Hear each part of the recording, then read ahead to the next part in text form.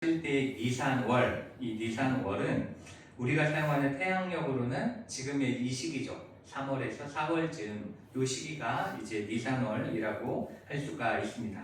그래서 이 니산월 정월 14일 오후 3시에 6월절 양 잡는 시간에 예수님께서는 운명하셨고 돌아가셨고, 그 다음에 이제 그 출애굽하기 바로 전에 뭘 하냐면 양고기와 무교병과 쓴 나무를 먹는 그러한 일을 해야 되는데, 그 기간 동안 예수님께서 무덤에 계셨던 겁니다. 무덤에 계셨는데 이날이 보름이고, 그 보름이 지난 주일이 부활절이 되는 거죠.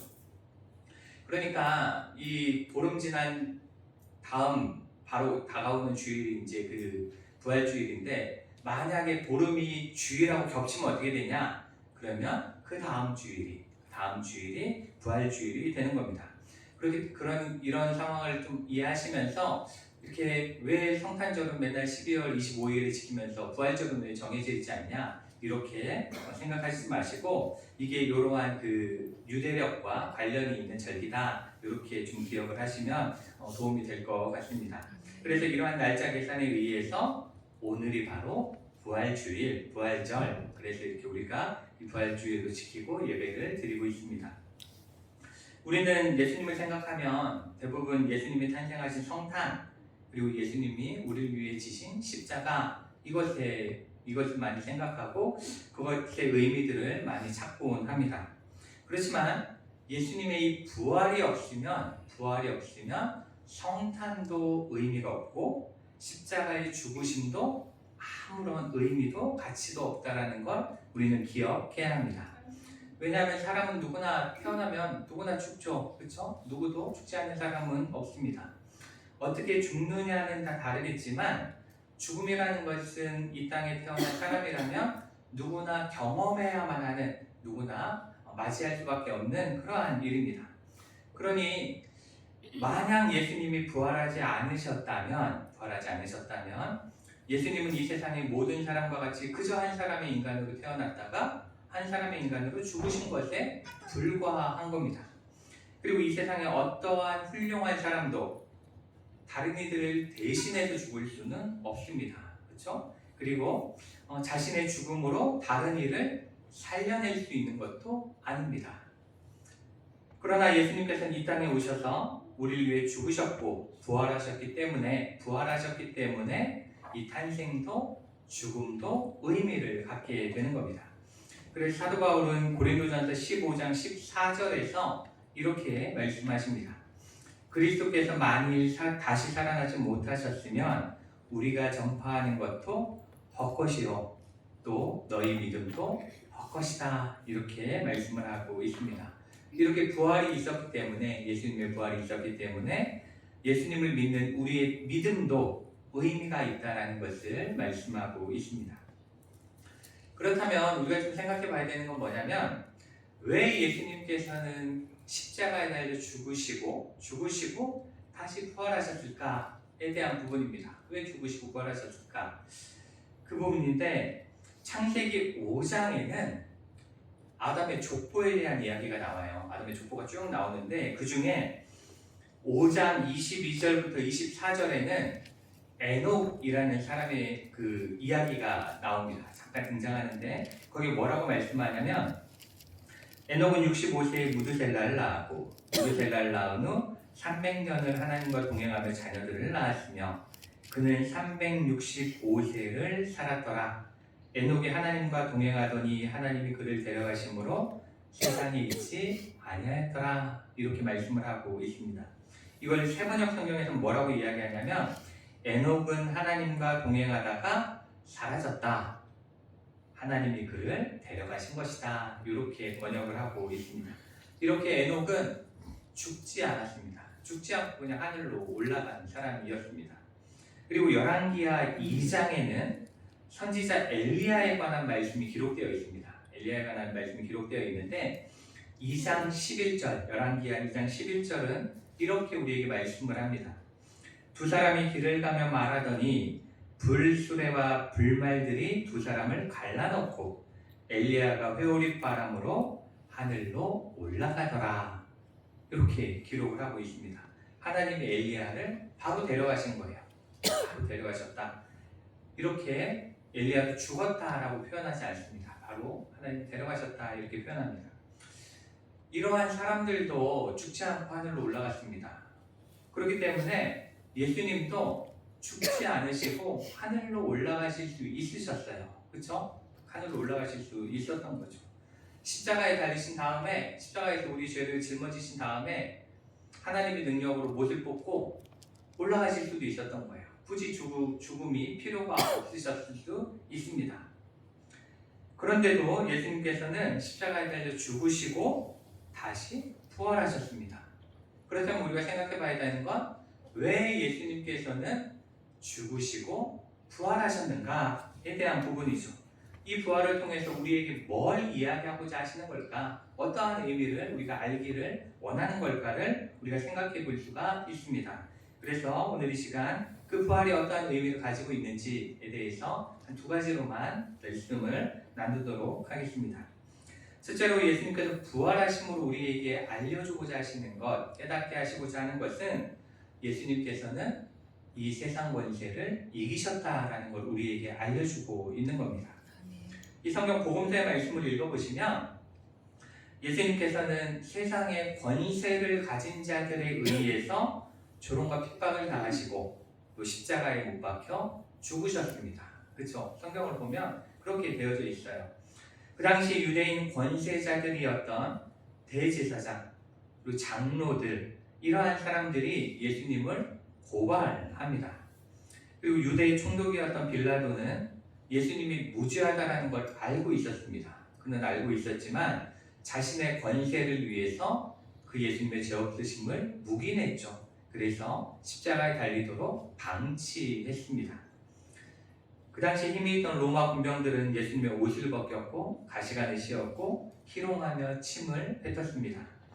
그리고 로마 병정들에 의해서 십자가에 못 박히셨고 죽으신 이후에도 그것이 확인되기 위해서 옆구리에 창이 찔림을 당하셨습니다. 그들은 그 세상 권세를 잡은 자들은 자신들이 승리했다라고 믿었습니다. 이제 모든 것이 끝났다. 예수의 이름은 사라질 것이다. 이렇게 생각을 했습니다. 자신들의 권력과 힘으로 예수님을 가장 비참하고 가장 저주받은 죽음으로 내몰았다라고 생각을 했습니다.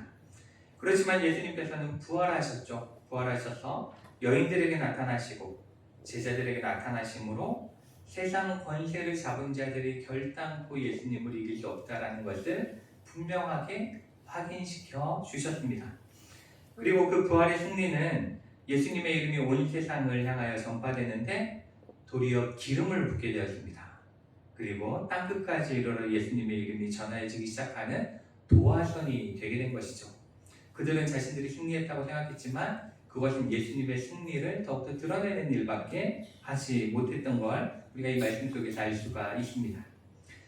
그렇지만 이 예수님 십자가에 못 박아 죽인 이 세상 권세 이후에도 세상의 권세를 잡은 자들은 언제나 예수님의 이름을 이 땅에서 지우고자 했습니다. 사라지게 하려고 노력했죠. 그렇기 때문에 자신들이 가진 힘으로 그 예수님의 이름을 전하는 자들을 박해했습니다.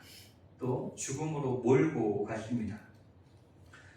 역사 기록에 따르면 로마의 황제 네로는 그리스도인들을 사자의 먹이로 내어주곤 했다고 합니다. 또 로마의 밤을 그들을 가지 볶인 다음에 그들이 살아있는 채로 태음으로 이렇게 밝게 비추기도 했다라고 합니다. 그리고 이 시기에 순교한 사도가 베드로 그리고 사도 바울이 순교했다라고 전해지기도 합니다. 그 후에 도미티아누스 황제라고 기독교를 가장 박해한 황제가 있는데 이때에도 수천 수만의 기독교인들이 죽임을 당했습니다. 그리고 도미티아누스는 자기의 부인마저도 기독교를 믿는다는 이유로 예수를 믿는다는 이유로 추방했습니다. 그리고 그때 사도 요한도 바모섬으로 유배되어 가게 되었습니다. 이렇게 로마의 많은 황제들이 그리스도인들을 그리고 예수의 이름을 오랜 시간 동안 박해하며 없애려고 노력했지만 그 박해가 도리어 예수 믿는 사람들을 로마 전 지역으로 흩어지게 한 거예요. 심지어 로마의 그 영향력이 벗어난 지역까지 다 흩어지게 만들었습니다. 그러다 보니까 그 넓은 지역으로 흩어진 사람들이 각자 있는 자리에서 뭘 했겠어요? 예수님을 전한 거예요. 예수님을 전함으로 더 예수님의 이름이 널리 전파되는 그러한 결과를 낳게 되었습니다. 그래서 결국 예수의 이름을 박해하고 예수 믿는 자들을 죽이려 했던 로마의 황제들은 역사의 귀한 길로 사라졌죠. 그들은 역사책에밖에 기록되어 있지 않지만 결국 예수님의 이름은 콘스탄티누스 황제, 로마의 황제에 의해서 가장 높은 이름이 되었고, 그렇죠? 그때부터 하나님 이 교회가 더욱 부흥하게 되어지는 놀라운 은혜의 역사들이 시작되어졌다는 걸 우리가 역사를 통해서 또한 알 수가 있습니다. 그럼에도 불구하고 이 세상 권세를 잡은 자들은 지금도 여전히 예수님을 대적하고자 하고 이기려고 노력하고 있는 것을 우리가 볼 수가 있습니다. 그렇지만 그러한 박해가 심해지면 심해질수록 예수님의 이름은 더 크게 찬양받고 있다는 걸 우리가 어렵지 않게 발견할 수가 있습니다. 지금 우리가 지금 살아가고 있는 이 땅에서 기독교, 예수의 이름이 가장 크게 박해받고 있는 나라를 하나 꼽아봐라, 어디인가 이야기해봐라, 이야기하면 가장 대표적으로 우리가 이야기할 수 있는 게 중국이라고 볼 수가 있습니다. 중국에서 예배를 드리면 공안에서 와가지고 경고를 한다고 합니다. 경고를 하고 그 경고를 무시하고 예배를 드리면 잡아가죠. 그렇게 잡혀가면 살아서는 나오기가 거의 불가능하다라고 이야기되어지곤 합니다. 그렇지만 또 우리가 생각해 봐야 되는 건 지금 이 세상에서 가장 복음이 뜨겁게 전해지고 뜨겁게 예배하고 간절히 기도하는 나라가 어디인지 아십니까? 바로 중국이에요. 그렇죠? 중국이 가장 이 복음이 빠르게 전해지고 기독교인들이 훨씬 더 많아지고 있고, 그리고 가장 간절하게 하나님을 부르짖는 곳이 중국의 교회입니다.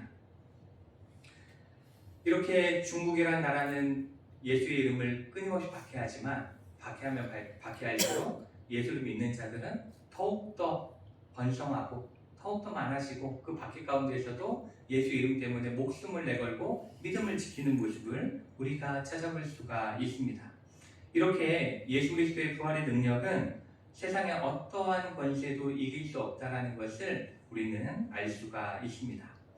이 부활의 능력은 결국은 마지막 날에 만물을 예수 그리스도 앞에 복종케 하실 것입니다.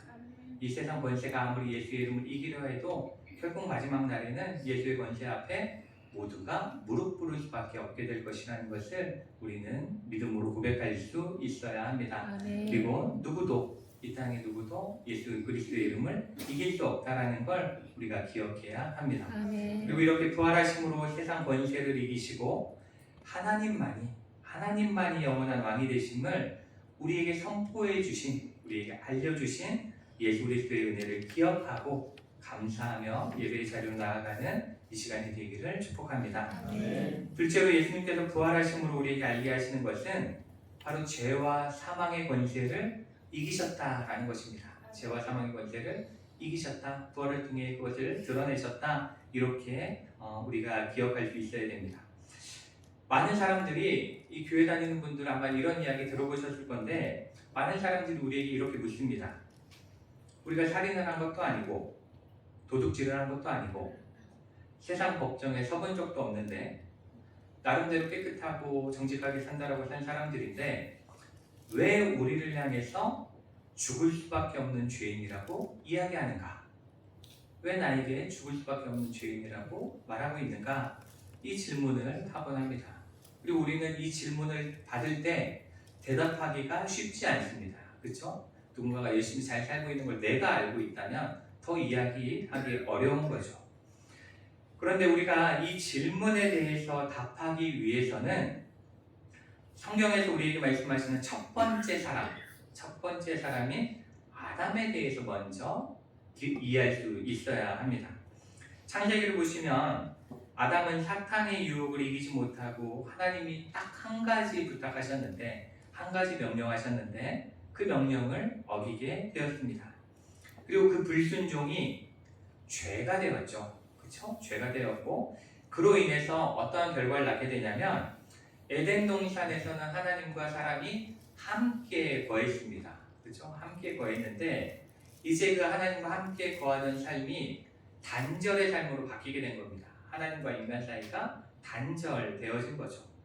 이 창세기 3장 23절부터 24절 말씀이 이렇게 말씀하는데 여호와 하나님이 에덴 동산에서 그를 내보내어 그의 근원이 된 땅을 갈게 하시니라. 이같이 하나님이 그 사람을 쫓아내시고 에덴 동산 동쪽에 그룹들과 두루노는 불칼을 두어 생명나무의 길을 지키게 하시니라. 이렇게 하나님과 인간 사이에는 건널 수 없는 간격이 생겨지게 된 겁니다. 간격이 생긴 거죠. 그래서 길을 못 건너게, 다가갈 수 없게 하나님께서 갈라놓으셨다, 이렇게 말씀을 하고 있습니다. 이렇게 하나님과 인간의 관계가 단절된 결과, 그 단절로 인해서 사람은 모두 죽을 수밖에 없는 죄인이 되어진 겁니다. 하나님과의 관계가 끊어짐으로써 그렇게 된 거죠. 그래서 로마서 5장 12절 말씀에서 사도 바울은 이걸 이렇게 말씀합니다. 한 사람으로 말미암아 죄가 세상에 들어오고 죄로 말미암아 사망이 들어왔나니 이와 같이 모든 사람이 죄를 지었으므로 사망이 모든 셈에 이르렀느니라. 이렇게 말씀을 하고 있습니다.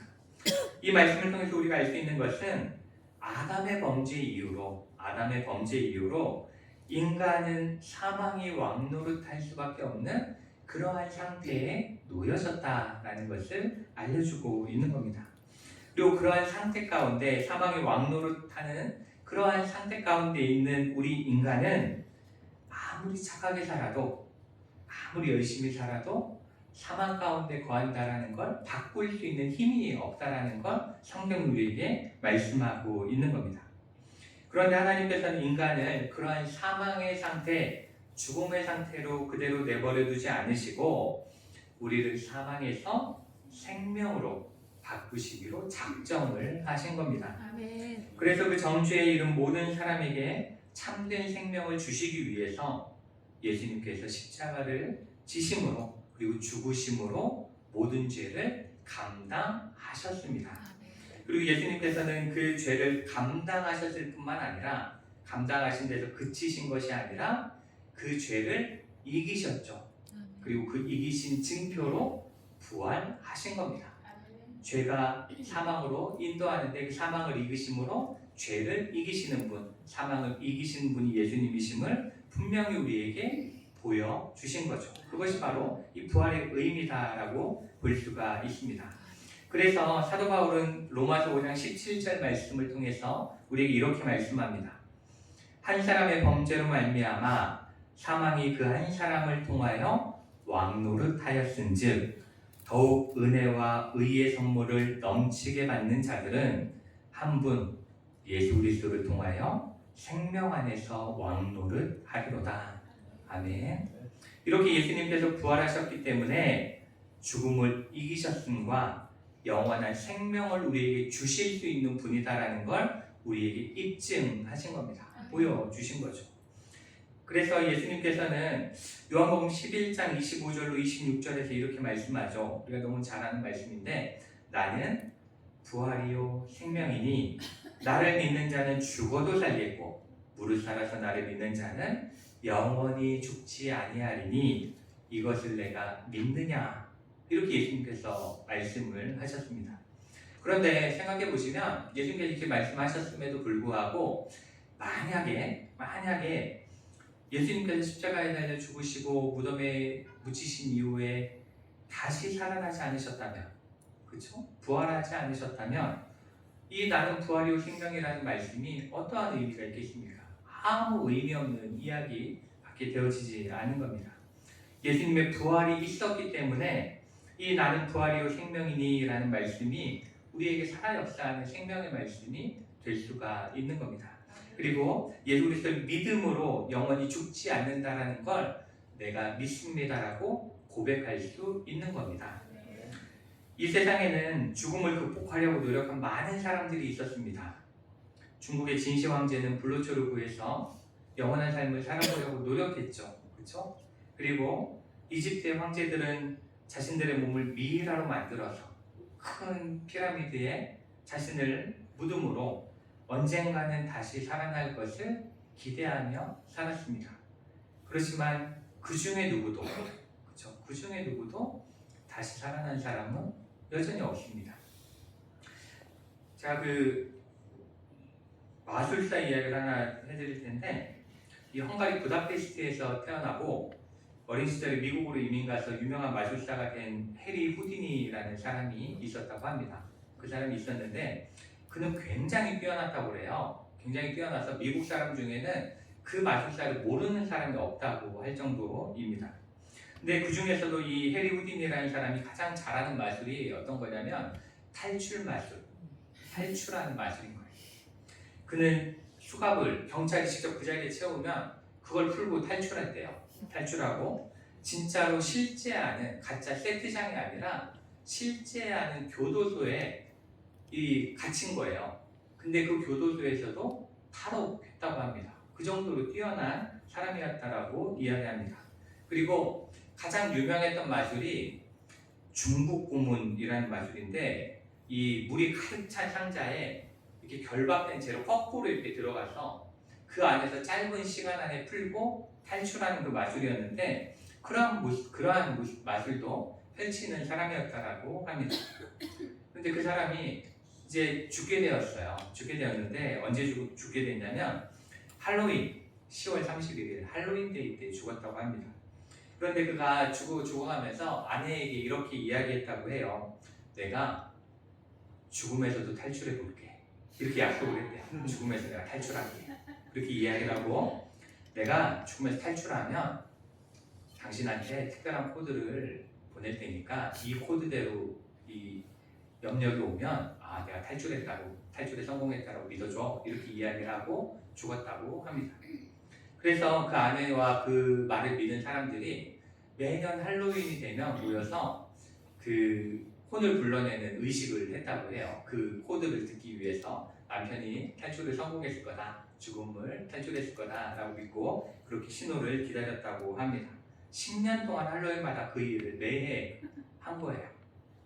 그 신호를 들었을까요? 못 들었죠. 아무리 이 땅에서 탈출을 잘하는 사람이어도 죽음으로부터는 탈출할 수 없는, 실패하는 그러한 결과를 낳은 거죠. 이렇게 누구도 죽음을 이길 수 없습니다. 그렇죠? 죽음은 이길 수가 없어요. 그렇기 때문에 사람들은 죽음을 두려워하는 겁니다. 죽음을 이길 수 있으면 두려워하지 않겠죠. 그렇지만 예수님께서는 그 죽음을 이기셨죠. 그리고 부활하셨습니다. 이 부활은 이렇게 단지 죽었다가 다시 살아났다라는 의미에서 그치는 것이 아닙니다.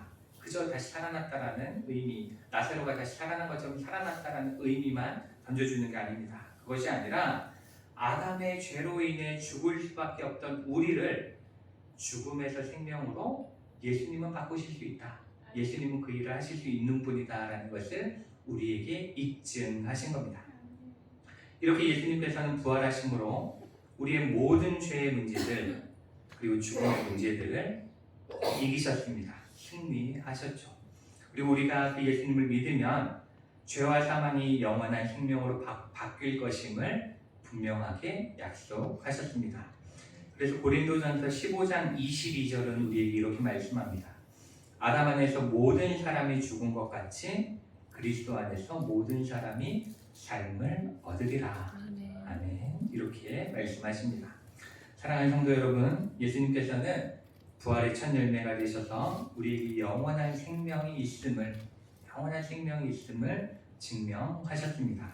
그리고 그 영원한 생명을 얻을 수 있는 길과 진리와 생명이 오로지 예수 그리스도에게만 있음을 우리에게 보여주셨습니다. 예수님께서 부활하신 오늘 우리를 죄와 사망에서 의로움과 영원한 생명으로 바꾸신 그 놀라운 은혜와 사랑에 감사하는 저 여러분 되시기를 소망합니다. 그리고 이 믿음 가운데 든든히 서갈 때 그 어떠한 사망의 권세, 죄의 권세도 우리를 괴롭힐 수 없음을 믿으며 예수 그리스도를 향한 더 큰 믿음 가운데 서시기를 축복합니다. 아멘. 이제 우리 다 함께 찬송가 228장 1절